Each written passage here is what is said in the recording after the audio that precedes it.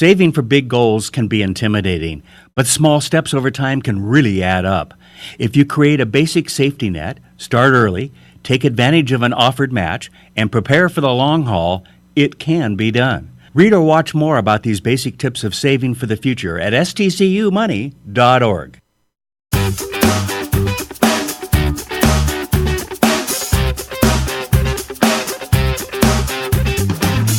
Welcome to Let's Talk Spokane, where host Ryan McNeese seeks out and discusses the latest on a variety of hot local topics. Now, here's your host, Ryan McNeese.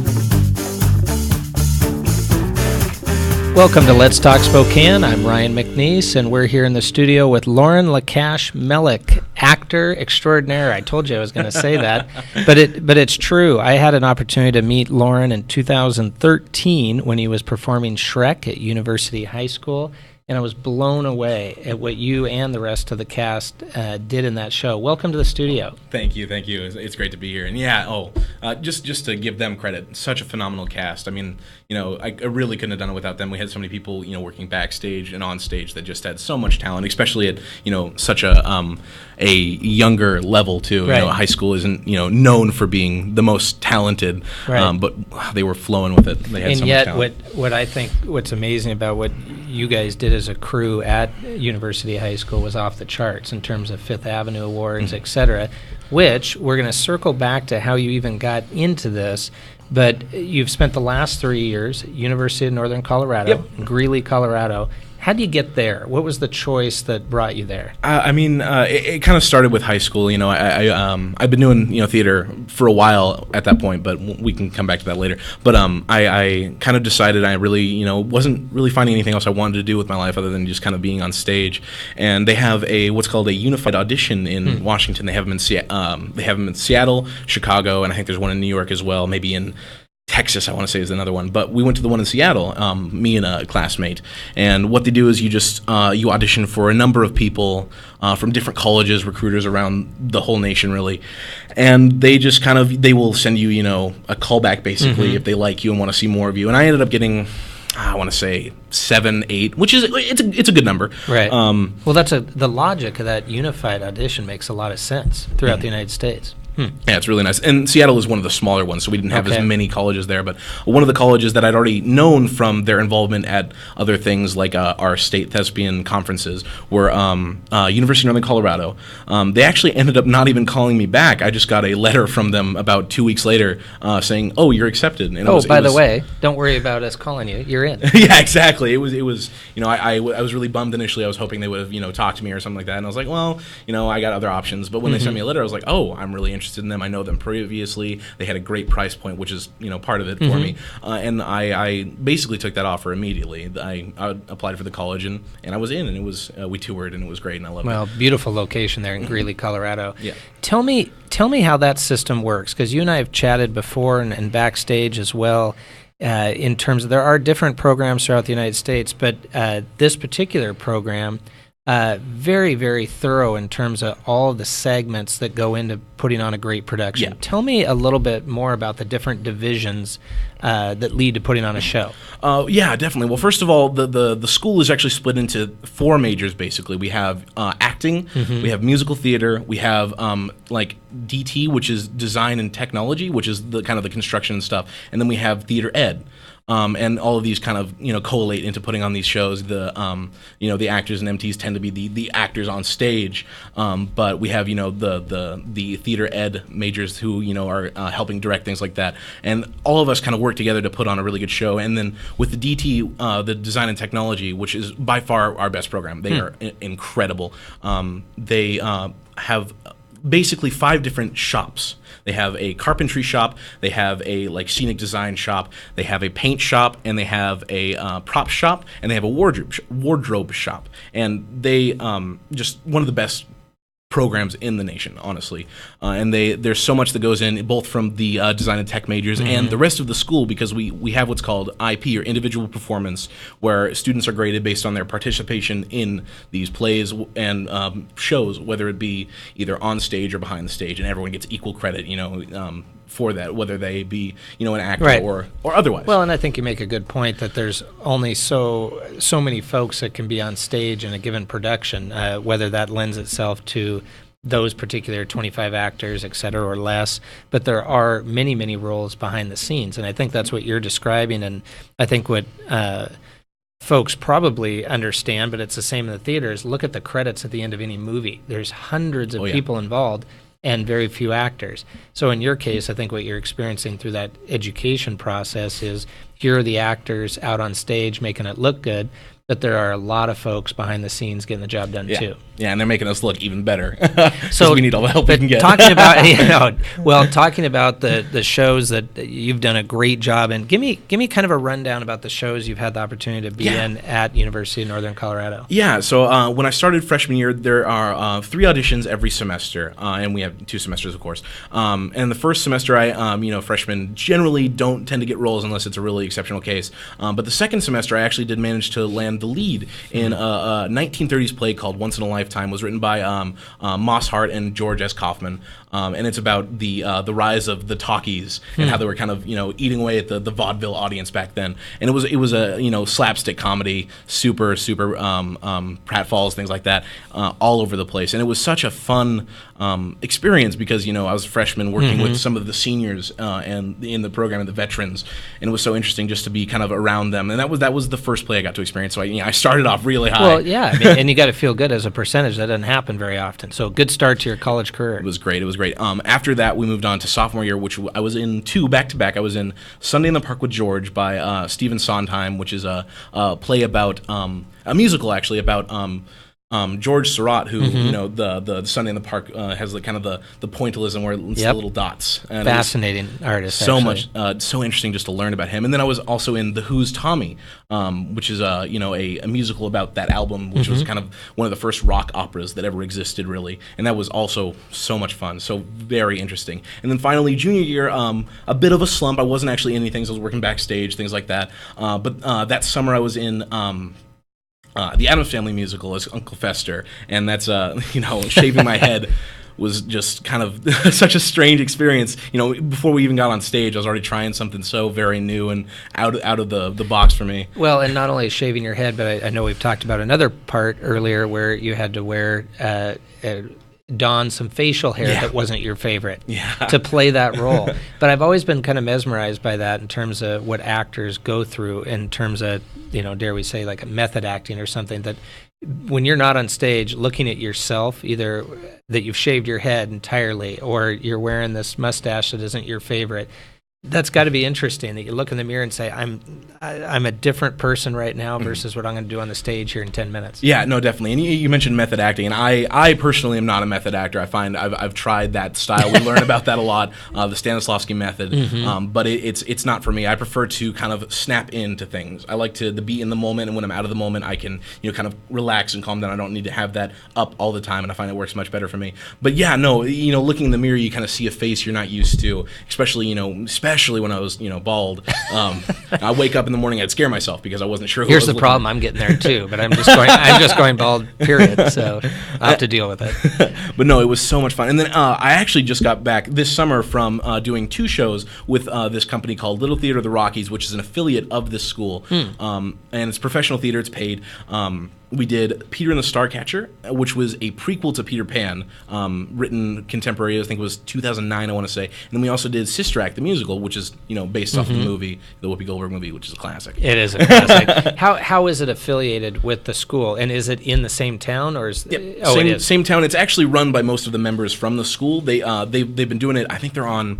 I want to say their 55th year, something like that, of doing this.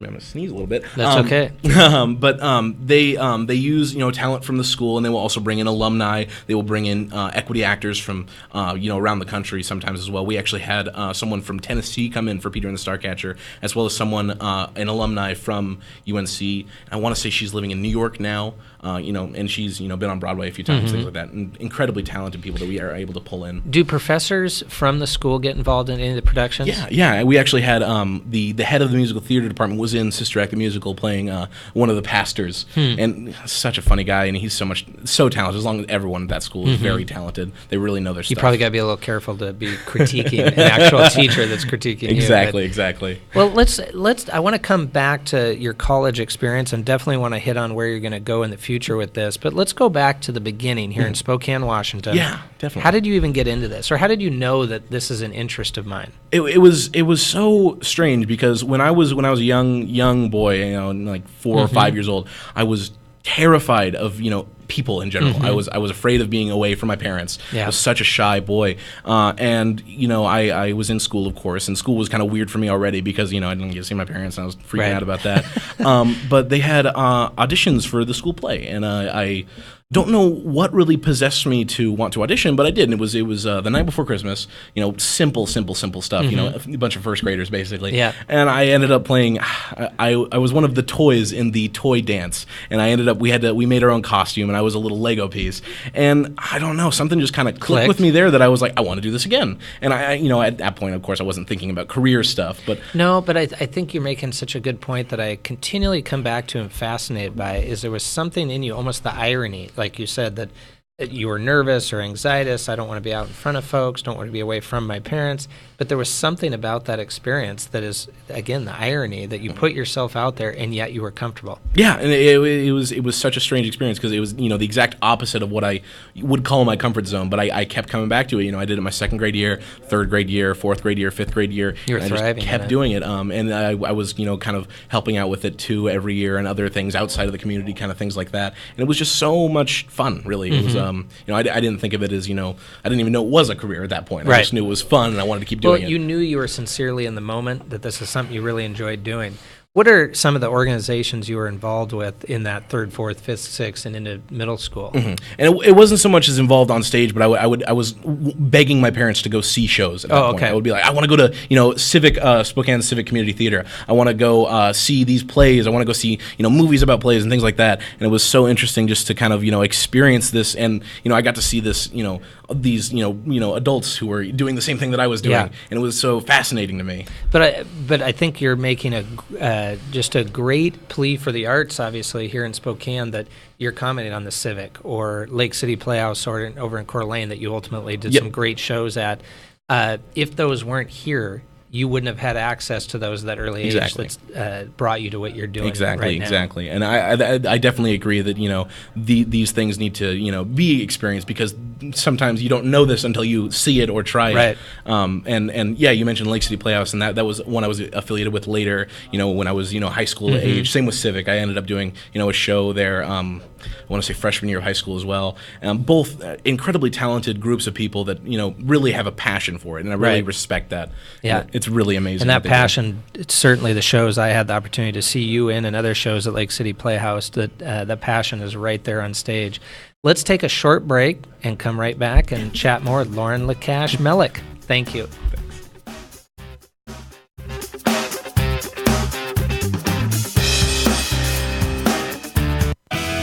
You're listening to SpokaneTalksOnline.com, Spokane and North Idaho's business and community talk station. Rob Curley, editor of the Spokesman Review. Spokane isn't really like anything I've ever seen. I love that we're one of the smallest cities in America with its own symphony. I love that we host the biggest 3-on-3 tournament, that we have this huge road race. I love that the highest rated hotel in all of Washington is in Spokane. I love that on any given night within one block, you can have 3 Grammy winners playing. I've never seen anything like it. Online, in print, the Spokesman Review. Subscribe to the experience. Hi, this is Kurt Stockwell with Well Dressed Walrus. We are a local website design and development company here in Spokane. What we do is build beautiful, usable websites for local businesses. A website needs to be beautiful, it needs to be usable for your users, your customers, and yourself. Contact us anytime. We'd love to talk with you about your online marketing. To help you be safe, Washington state law requires you to call 811 2 full business days before you plan, for example, to dig, drill, plow, pull from, or pound anything into the ground. Be prepared to provide the operator with the correct address, cross street, and a description of your work. You must mark the dig area with white paint. The operator will inform you of the utilities notified of your impending excavation. Wait for all their marks. Be safe and dig with care.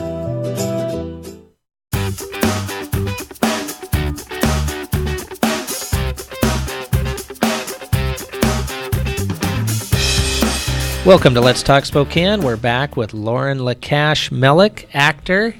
Thanks. Right before we left, we were talking about here in Spokane, really, the opportunities that you had as a young person coming through elementary school, into middle school, and then again at University High School. Let's hit on those, though. You did Shrek, but before that, I think you did... Yeah, I actually was in every show I could be at University High School. Yeah. And I just want to give a quick, shout out to Brianne Green and George Green, who were running the program at the time. Totally inspired me to keep on going. I was really shy getting into high school theater because I didn't think I was good enough, and they convinced me that no, you're going to audition, you're going to do this. I did Oklahoma, a small play called Spoon River Anthology. I did Assassins by Stephen Sondheim, which is actually like about people who assassinate presidents. Right. That was kind of great crazy. show, though. It is an interesting show. I did Beating the Beast. I did Little Women the musical. I did Almost Maine, which is another straight play. I did Les Miserables. I did Urinetown, which is, again, kind of a weird piece. Yeah, but a good one. Shrek, like you said, and then finished my senior year with Jekyll and Hyde. Which was fantastic. You guys had the revolving floor. That was phenomenal. Oh, yeah. All those shows are great, and you are correct. Brianne and George just put on great shows. But I also think the piece that's really important that you just mentioned is not only are they professionals, directors, et cetera, but from an education standpoint, the high school level, they encouraged you to do something you may not have done. And I think that's probably the most important piece of it. Led you to University of Northern Colorado. You've done several shows, kicked off your freshman year, beat the law of averages, and we're in a show right off the bat. You're going into your senior year. What's the curriculum look like at University of Northern Colorado? Yeah, so it is a state school, so we do take general education classes alongside this thing, our regular sciences, histories, maths, things like that. But what they really, for our core major, what they focus on is we have basically kind of a progression system. We start out with like the basics and principles of acting and things like that, and voice and dialect coaching. So you learn kind of, how to properly speak. You got to kind of remove accents so you sound very uniform, because a lot of directors will look for that, uniform sound later on in life. And then you learn, of course, the accents and things like that. Right. We learn things like directing, very kind of basic, of course, but directing other, our peers and things like that in scenes and short little songs and things like that. We learn things, improv was one of our classes. That's, another good thing, a skill to have. Stage makeup, understanding how to make certain faces. Have you ever, seen Cats the musical? They have those crazy faces. We learn, not that extent, but how to do things like that. We have, play script analysis, which is learning how to read a play and kind of understand, the arcs, the actions, the heaps, as they call them, which is kind of the characters' kind of intents and things like that, and how they portray them on the page before you even get to the stage level. We have things like audition techniques, which is, more for beyond college and things like that. We have acting for the camera, which the one thing our school doesn't do as much as some other schools is we don't have as much camera work, because we do really focus on the stage. Right. We have one class for camera work, which is, it's a very strong class, and it's every major has to take it, but we do focus on the stage for sure. But I think that's a critical point, though, that you're making, because I think there's a lot of experience that comes with having that close-up, and as you described with the makeup, the expressions might be different than if you're trying to speak and or communicate an expression to the very back row of a theater versus literally the front row, which is the camera. And then, very different techniques, and they're both equally valid, and I know people at UNC who want to go into theater on the stage, and plenty of people who want to go into film. And another thing we do is we have showcases for the seniors at the end of the years. We have one showcase that goes to New York and one showcase that goes to LA. And agents will meet up there that are connections with some of our professors and things like that, and they can tend to send you offers and things like that, which is something hopefully I will be a part of next year. It almost to a certain extent, it takes you back 4 years to that unified audition. Exactly. It gives you the chance to be in front of as many agents and or at that time colleges that you can. Well, it certainly sounds like the well-rounded aspect of the curriculum is intact and is there. And really gives you the opportunity to truly play all sides of the part, whether it be the makeup, whether it be backstage. It seems like all the pieces are there. Yeah, and that's just for the acting program, which is the one that I'm in. We also have our musical theater, which focuses a lot on dance. We have jazz, tap, ballroom dance. But you've done some of that as well. I have. Right? I've kind of poked my head into that, and I enjoy it. I'm not a dancer, unfortunately, but I have poked my head, and I've learned some crucial skills. And we also have the voice pedagogy.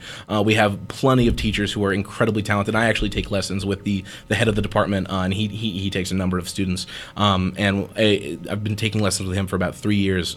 Very talented. He really knows how to kind of pull what he needs out of you and helps you how to grow, basically. And this foundation of curriculum that I think you're describing, that transitions to me to where you probably will go post your senior year at University of Northern Colorado, in that you have such a wide array of background in the theater. Taking that to, are you thinking New York? Are you thinking Chicago, L.A.? What's the future going to look like for you? Yeah, I mean, truthfully, I have no idea, if I'm being completely honest. But I have ideas and plans that I would hope to. But you had no idea when you went to UNC either. True. And true, you took exactly. that step. Exactly, and that's so true, because you never know what is the future is really going to hold. But I would like to eventually end up in New York. With the showcases, sometimes people get offers from those, and they go somewhere immediately. It could be, oh, we want you in LA now, and you could just go and jump into a show or exactly, a program, or exactly. Or like some people have been on cruise liners, some people have been on tours, some people have gone straight to Broadway, some people have even found regional theaters that they become residents in, and that's I'm looking at all of these options basically, and I kind of want to see what's going to be the most viable option for me, and who are interested in me, kind of thing. Well, and I think a phrase I end up saying quite a bit is, there's so much value in figuring out what you don't like. And I think through your collegiate experience, I'm sure there's been aspects of you commenting on dancing or this, that, or another thing that you're taking the time to figure out you might not want to go too far down that road. Might not be your thing. Or, quite frankly, the opposite. You figure out that's exactly what I want to do. Exactly, and that was true for me. I already had an inkling of this when I went into theater as a major, but I'm not as interested in film as I am with the stage. I mean, something about kind of the majesty of the stage. I don't know, the uniqueness of it. It's different every time you're up there, and there's something that really draws me in about that. Whereas I have done one movie. It was a small little project here. In fact, I think it was. I've never actually seen it. I love that answer. That's it. You're like, I did a movie, but I've never actually seen it. I never got a copy of it. It was a small little horror film that I was doing for... filmed here in Spokane? Yeah, filmed here up at the Rock and Bee Ranch off of the interstate, if you know where that is. And I was in two scenes as a flashback of the main character. And it was so interesting because I'd never done any sort of film work before that. I must have been probably 15, 16 at that point. And with film, it was a lot more, we'll do a take, and I'll say my line one way. They'll be like, oh, okay, we Let's don't try like a different way. Let's try a different way. And I'll do that maybe 4 or 5 times, and then they'll find one they like, but they're like, oh, wait, the lighting wasn't exactly right. So do it exactly how you just did it. We're going to fix the lighting. You're like, however, I'm not sure that I can authentically do what I just did. Exactly. Which, is that what you're describing as maybe one of the major differences between theater and being in front of a camera? Definitely. That you get one shot. Yeah, you get one Each shot. night, you get one shot tonight. You get one shot, and it's always spontaneous. Which film, of course, it is spontaneous as well. But it's always the energy in the theater is always just slightly different, and it's something about that is so fascinating to me. Whereas with film, you have partners or something that you're reacting with, but generally, unless the director says so, it's going to be one way. Whereas when we're on stage, it just could be anything. How much do you play off a good crowd or a bad crowd in terms of that energy? Oh, it depending on the show, of course. Right. On a dramatic show, a little bit less, definitely. Sure. But a good example is in Addams Family, when I was Fester, Uncle Fester. There was a line that got a laugh every night, and it was always, we knew to pause for that line. Give it a little extra time for some applause. But one night, it was a solid minute and a half of just applause and laughing, and I it's just that's the energy where you kind of have to you have to feed to that. Right. You have to find the audience and see what they like and kind of pull it out of them. Or if there was a night where that laughter doesn't occur, you're thinking, what's going on here? That was a perfect line. Yeah, and then you have to just keep going. You have to understand what they want and find out what they want and play to it. Yep, exactly. Which is part of your education and part of your experience. Exactly. If New York is where you ended up a year from now, 2 years from now, do you see yourself hopefully long-term making a career out of being in the theater? Definitely. I can't see myself doing anything else. I mean, I have a job now that I have to live, but Right. I can't see myself doing anything else long term. I think it's stage or bust for me, or even film if it comes to that. You know what? I appreciate that, though, because first of all, statistically, monetarily, there are lots of diverse careers in theater and film, but in theater. But it's what we were talking about at the beginning. Sometimes folks think, well, unless I'm the lead right up there in front, there's no career for me. But I think you've done a good job of describing there's a whole plethora of different areas to participate and make a living. And making a living, that's important, but that's kind of the backseat to just doing what I love. As long as I'm, doing something I'm interested in, even if I'm not making as much money as the Tom Hankses of the world, I'm happy just to be doing something on stage and getting paid to perform that art. But I think you're describing that you're doing something for the right reason. You're doing it because you sincerely love it. That's definitely something I've tried to talk to my kids quite a bit about, is don't do something for money. Do it because you find that sincere feeling that you identified at 4 years old on the stage, or 6 years old, that you said, there's something to this. I like this. Then the monetary aspect and making a living, so to speak, can come secondarily. Exactly. What do you think about going from Spokane, Washington, Greeley, Colorado, New York City, Manhattan? It's still kind of a distant idea for me. I can't quite visualize it. I've never actually been to New York, unfortunately. I would like to make a trip very soon, but I haven't actually been to the city yet. So I hear stories, and I hear you get the movie kind of view of it. Yeah, hey, I'm walking here. Yeah, but you don't really know what it's like. That's I've true. heard. That was close. That was good. I've seen that, heard that. But you don't really know what it's like until you get there, and so I'm excited to see what happens. But you're going on your idea of what you can do and be there. I think that's the real special aspect of it. And good for you at a young age to hold on to your dreams and make it a reality. I think it's fantastic. And, I know back at U-High, you had a lot of great people that have assisted you in getting there. Oh, yeah. Really appreciate you coming in, Loren. I know in terms of scheduling, you're going to be flying right back out to Colorado here really soon. Yeah. And thank you so much for being here. Will you please come back, though, and tell us about the next show here in the near future? Absolutely. Thank you. Thank you so much for having me on. Thank you, Loren.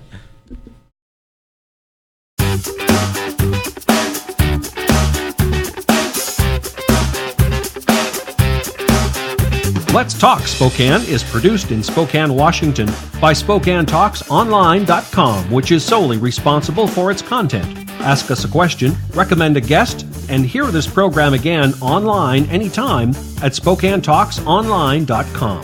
Thanks for listening. If you're like many shoppers, you love to find a deal online. Or you shop online because it's so convenient. And you probably know thieves love to go online too, to try to steal shoppers' credit card information. When you're shopping online, you can start protecting your credit card information by investigating the website you're shopping on. Make sure the online retailer lists a real phone number and a physical address. Read the site's privacy policy and search for reviews and ratings of the retailer. You can read more about safe shopping online at STCU's financial education blog. Go to stcumoney.org. Hi, this is Kurt Stockwell with Well Dressed Walrus. We are a local website design and development company here in Spokane. What we do is build beautiful, usable websites for local businesses. A website needs to be beautiful, it needs to be usable for your users, your customers, and yourself. Contact us anytime. We'd love to talk with you about your online marketing.